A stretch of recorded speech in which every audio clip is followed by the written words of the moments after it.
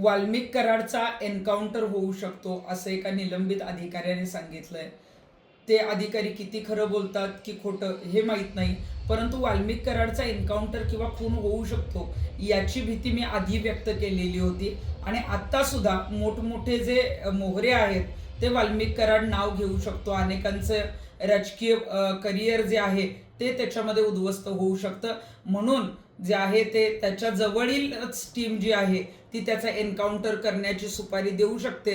आणि त्याला sleep apnea नावाचा आजार असल्यामुळं तो जोपर्यंत बीड जिल्हा कारागृहात आहे तिथं त्याला जशी VIP वागणूक मिळते तसंच स्लीप ॲपनिया नावाच्या आजाराखाली, कारण स्लीप ॲपनिया आजारामध्ये श्वास घ्यायचा माणूस विसरतो, त्याचं मशीन काढून घेतलं जाऊ शकतं आणि कोठडीमध्ये तो मृत अवस्थेत आढळला अशा पद्धतीची पोलीस घोषणा करू शकतात. त्यामुळं त्याला कधीही मारलं जाऊ शकतं. संतोष देशमुख हत्या प्रकरणात वाल्मिक कराडचा जर गेम झाला किंवा मारून टाकलं तर ही केस पूर्णपणे संपू शकते. त्यामुळं वाल्मिक कराडचा एन्काउंटर कधी होऊ शकतो.